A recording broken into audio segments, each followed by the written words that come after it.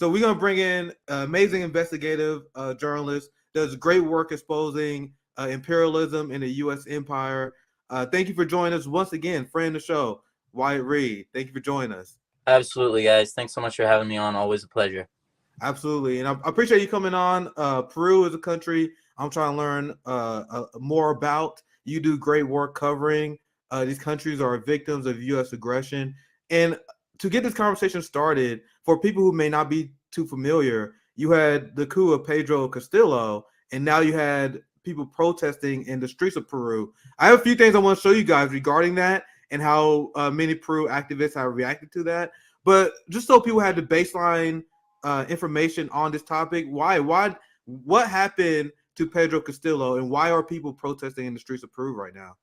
Yeah, great. Great question. And yeah, it's just to start off with, right now we're on more or less the 7th day of huge protests that are taking place throughout Peru.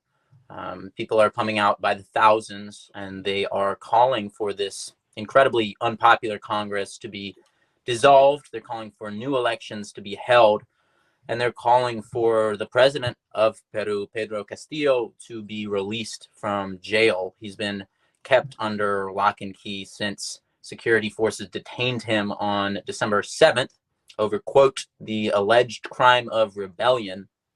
And this was after he attempted to block an unprecedented third impeachment attempt in just a year and a half of being in office by shutting down Congress. This is what he attempted to do. Congress, probably the least popular institution in the country. It has an approval rating of 11%, which is less than half of the approval of the President Castillo. Now major highways have been seized. The airport in Arequipa has been seized as well. That's the second most populous city in the country. Tensions really continuing to grow at this point. We just don't know exactly where these protests are headed. There have been in the neighborhood of 7 protesters killed by security forces so far. And basically it's just tensions just continuing to grow. You know, there's really kind of no end in sight. The current president, the former vice president who is named herself president, Diana Boluarte, has attempted to kind of curry favor with the protests, to kind of make them back off by promising new elections in 2024 as opposed to 2026. She basically said, well, even though she hasn't been elected president, she said, I'm going to serve out the remainder of Castillo's term. He was elected in 2021 for a 5-year term. So that means basically she gets to serve 4 years on a 5-year term just because, she was there. That didn't sit well with a lot of the protesters, obviously. And yeah, this headline here is referring to letters that Castillo has been writing from jail. He's made a number of points. First of all, condemning Boluarte for participating in this coup. She accused him of basically fomenting a coup. This is how it's being portrayed in the West. That in Do you know the politics of Dina? Like, is she like some sort of right wing? Usually, how it goes, because I'm still learning more about Peru, to be clear. Usually, how it goes is U.S. supports more right wing, capitalist friendly leaders. Yeah. Is that fair to say that about Dina, Wyatt? Well, she resigned from the party, from Castillo's party, from Peru Libre Party. She resigned months ago. And she was always more of a very, very soft, let's say, member of that party. She was never a firebrand, never really kind of that rah-rah socialist. She was always on the right side of the party. Her inclusion in the party is kind of surprising to certain people. And is there anyone you could, Wyatt? Is there anyone you could, say she's similar to in American? Is she like middle ground, like when AOC? Obama ran in 2008, he pulled Joe Biden in, right? He's trying to curry, he's trying to appeal to a certain demographic by including her on the ballot, and not the indigenous, working class, pro-union demographic, let's say. And so she immediately went along with the right wing, went along with the Fujimoristas, and condemned a so-called coup, basically setting herself up to be in their good graces and to take over as president. And now is in this position of overseeing the deaths of at least 7 overwhelmingly indigenous protesters so far in just 1 week. She's made kind of public statements condemning bloodshed, but obviously the bloodshed is not coming from protesters. It's coming from the security forces, which she commands. Yeah, they do the same in America. They will kill the shit out of protesters, tear gas them, use rubber bullets, which is actually still encoded rubber bullets. And then they say we decry the violence at the protest. Mm-hmm. It seems like the same, right? Right. And this is happening as even the UN has come out and condemned what's happening. You know, they basically I'll pull up the exact statement here. It was the UN High Commissioner for Human Rights Office. They condemned the, quote, unnecessary and disproportionate use of force and the indiscriminate use of tear gas, end quote, by security forces in Peru. And they urged them to, quote, comply with their human rights obligations and allow the population to exercise their rights. But if you go on social media and you look up, you know, Peru protests, you will see very quickly that that is not the case. That's not taking place. People are being shot in the streets. There are multiple videos now of either people actually being shot and most likely killed, or just the immediate aftermath where you can see their very bloody corpses. You know, so if you have the stomach to be able to see that kind of thing, it's all over Twitter, it's all over social media. You know, it's not pretty, but that's the reality on the ground right now. Yeah, I appreciate all that additional context. There's some more stories I'll put up on the screen for you guys, showing the protests in Peru. You guys saw some of the footage in the clip I was showing earlier.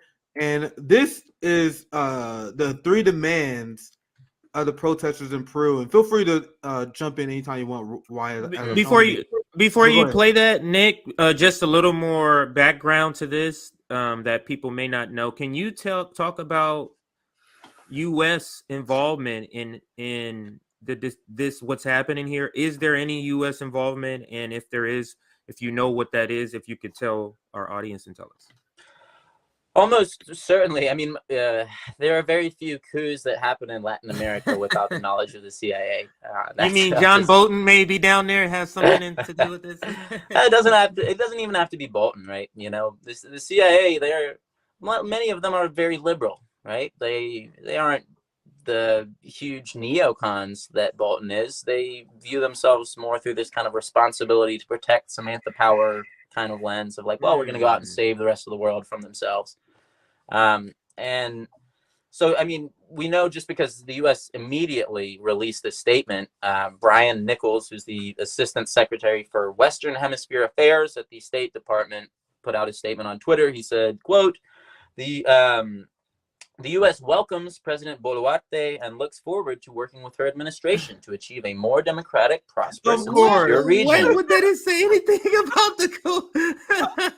He said, we support your call for a government of national unity, and we applaud Peruvians as they unite in support of their democracy. Peruvians united in support of democracy. So that's what they're saying, you know, obviously. This was immediate. In the same way that, you know, the Trump administration just immediately, after the coup in Bolivia, they just immediately had some statement that was ready to go. They were ready to applaud the transition to democracy. The same thing is happening now. Obviously, they had, you know, they were ready for something like this to happen, let's just say. But the U.S. is not the entire region. Countries including Bolivia, Colombia, Argentina, Mexico, and now Honduras are refusing to acknowledge Boluarte as president. They maintain the recognition of Pedro Castillo as the elected, legitimate president of Peru. And Evo Morales, who was himself, I just mentioned this coup, he was forced out of power in a coup that I covered from the ground in November 2019. Just a few hours ago, he wrote on Twitter, too, he said, we join the chorus of defenders of life and human rights to demand that they stop the massacre of our indigenous brothers in Peru. who demand respect for their vote and a democracy that represents them. No government that stains its hands with the blood of the people is legitimate. So very strong condemnation from Morales, who I would say has quite a bit of moral authority in this context, especially. Yeah, absolutely. And I have a few more things I want to ask you. First, I want to say, what's up, JB? What's up, James? You had a great show earlier. I had a chance to catch a little bit of it. What were you guys talking about? Yeah, so I had Carlos Garrido on from Midwestern Marx. He is a philosophy student as well as teacher. He's also a publisher of a new book dealing with Marxism and dialectical materialism. So we actually had a really in-depth, nuanced discussion, especially about the left and how the left needs to get out of this purity type of sphere of always trying to get the most pure person, and anybody who may be deviant from that we automatically reject them. We have to get out of that in order to be able to build coalitions so that we can actually build the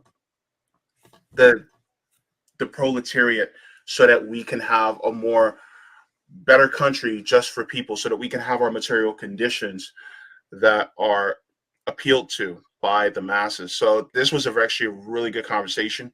I was learning more things about Cuba because he is born from Cuba, and he was telling me some of the facts dealing with Cuba and a lot of these countries that are more socialist countries. We talked about how that we need to start speaking about the victories of the policies of these socialist countries, even in despite of the blockades and the sanctions that are being done by the Western nations as well as the United States. So that was also a really good conversation that we had. I cannot wait to have him back on to talk about this, as well as other members of Midwestern Marx. They're a really great they group solid, of people. Yeah. So, and if you guys want, then here is the link. Make sure you guys subscribe to JB's channel, man. No one has a more substantive channel than JB. Every day, it's theory, it's hard hitting guests, and education. But I want to get back to Wyatt while we still. Go ahead, JB. Go ahead. Well, just one thing. Hello, Wyatt. Just nice to meet you. This is my first time meeting you, so I never got to meet you before. But nice to have you. Absolutely, pleasure's all mine. We love wholesome interactions here at Revolutionary Blackout. But anyway, I want to show this because I know we both were laughing on this on Twitter. The reactions of the Peru protesters and how they are moving and operating. Now, in the United States, we have a 100% violent police force that will shoot us on sight. But stuff like this is still great to see. You just explained as well, Wyatt, that it's not like Peru police is necessarily gunshot, right? So yeah. I want to show you guys this. Like I said, I tweeted, I was like, how is it even possible to be this base, man? Because if you guys haven't seen this, in Peru, protesters started taking police hostage every time a protester was arrested. Today, they met and did a hostage exchange. Like this. Let me just put, this is what, when people talk about revolution, that is what it's gonna look like. So, like, if you don't have the stomach for that shit, like this is what Rome talks about. Like this shit, if you don't have the stomach for it, this is what the revolution is gonna look like. Not what Bernie Sanders wrote about in his book. Okay, this. Go ahead, back to Wyatt. Go ahead. Yeah, Wyatt, do you want to react to this? Do you have any thoughts? Like, this is extremely base. Probably one of the most base things I've seen this year. Right? Why you have any thoughts? Yeah, well, it shows you just the vast differences between the social movements, the organization that exists in Latin America and in North America. You have an entirely different organizing tradition, one that wasn't completely decapitated by the FBI.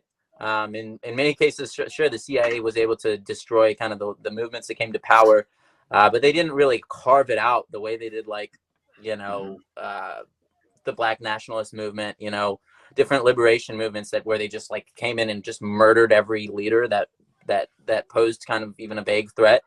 And so now, you can see the results. People in Peru, and I saw this a lot in Bolivia, where they just have just real people power. They have real belief in themselves and each other. They have a real sense of community that hasn't been completely decimated by the government, where people, you know, have come to learn and come to understand that, like, you know, an injury to one is an injury to all, right? That what you do to my brother, you may as well be doing to me. And that allows for this kind of process where, okay, we're going to do something that could very well get all of us killed, or it could do the opposite. It could give us an opportunity to show some real power and to get our people back. And in Peru, the second is what happened. You know, I'm not as familiar with the individual struggles, the individual movements in Peru. I can't really get into the nitty gritty of how they got to specifically this moment, which unions are involved. I'm not even sure which city that was taking place in. But just the fact that something like this can happen shows you how aware, how conscious the people are, and how ready they are to engage in actions that might bring some serious blowback, but that they see as necessary to take the fight to the next level. Now you guys see why. I'll pass right to you. But you guys see now why they are desperate to increase police funding in this country, while we have more militant working class movements and anti-government sentiment growing. We need a police force that is more powerful than other countries' militaries by order of magnitude. That you guys see, that's why. That because Peru do not have the insane police state that we have, right? Yeah. So, I don't know who was going to chime in, but I'll pass it to you. Well, one of the things that I was going to bring out, and this was a good comment by Gene, says the issue with the Black Lives Matter protests is that they didn't follow through. It isn't easy to be structured enough and follow through later if your demands are met.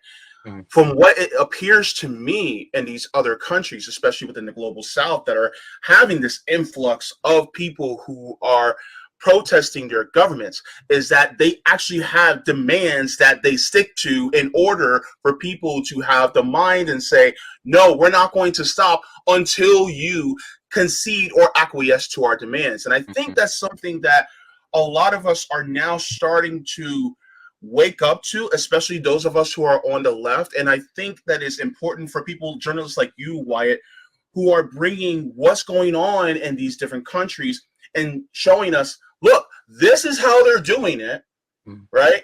Remember the song, "This Is How We Do It"? Well, that's basically what we're doing. We're looking to them. And the United States does not like what you're doing. They don't like what Abby Martin's doing. They don't like what Max Blumenthal or Aaron Mate is doing, because you're showing them an alternative to a different economic system and a social order that they don't want us to know about. And so I think this is why I asked the question to all of you who are watching: did you like the stream? Did you subscribe? Are you subscribed to Wyatt's Substacks and his channels and his Patreons? The reason being is because this knowledge, these information needs to get out there to more people so that they realize the power that they really have. And it's not just saying that because we just want more subs and things like that. No, it's the information that is the key in order for people to learn so that they realize their power, so that we can see more revolutions like this out there. So that's one of the reasons why I wanted to say that. But yeah. Well said. And I want to give you, Mike, I know you don't have a ton of time, so right. I want to give your kind of final thoughts on this Peru story. So I want to show you guys. Hold on, let me pull it back up.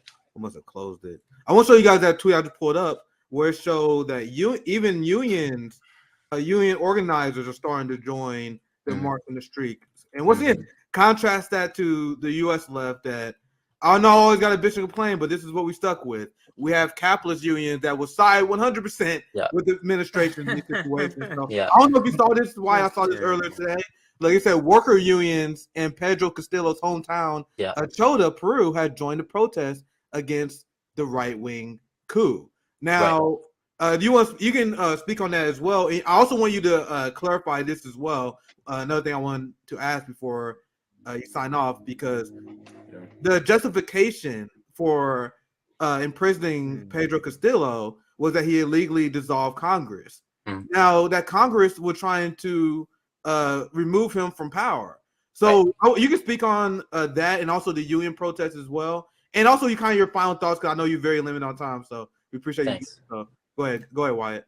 Cool. Yeah.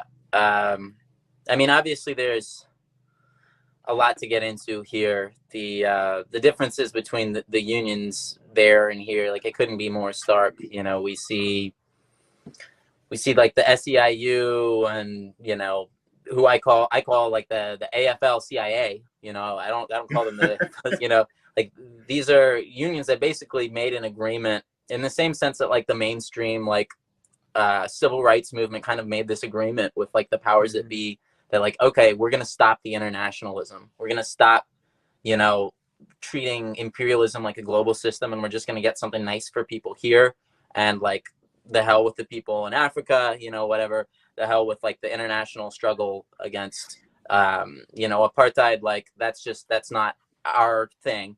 And so, okay, you can get some kind of mainstream acceptance because of this, because if you're willing to, like, trample on, you know, the people over there, then, like, okay, you can get along, get along kind of thing.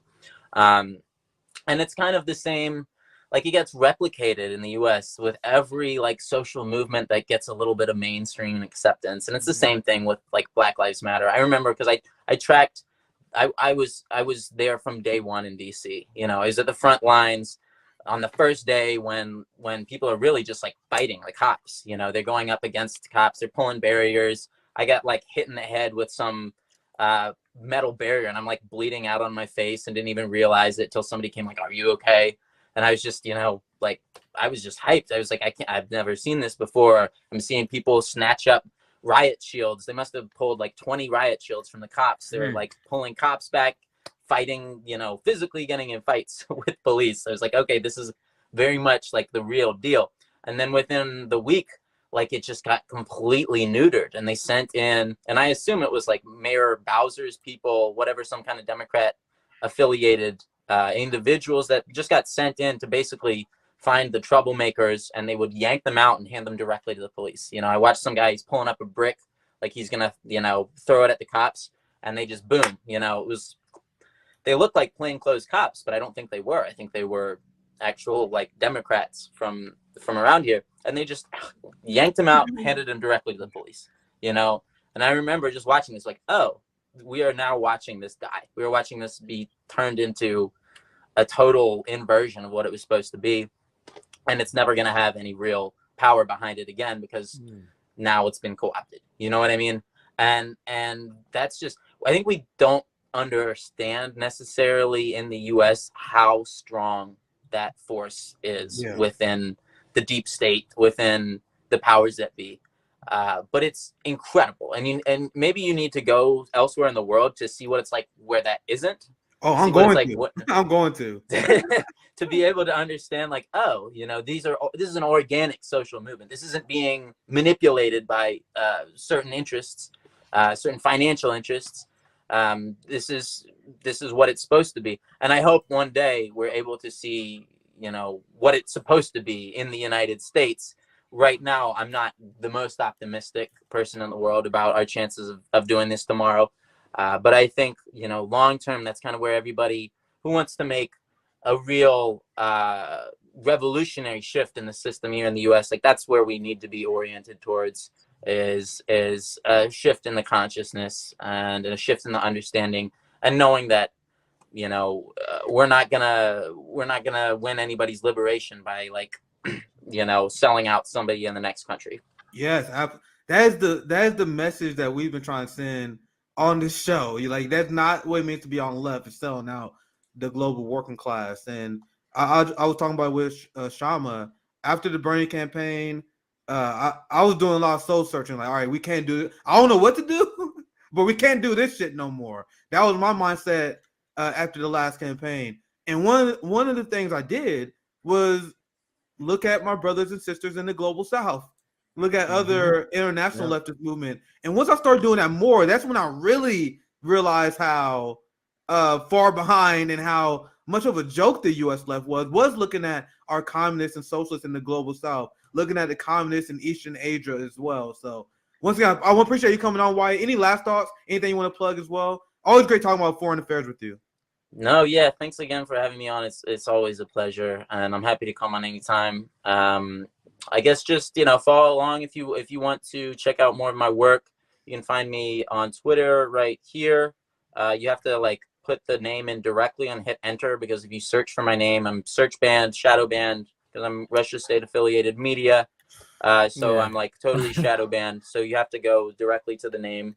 You can find me on Telegram. I have a channel. Just type in Wyatt Reed. I'm on Substack too.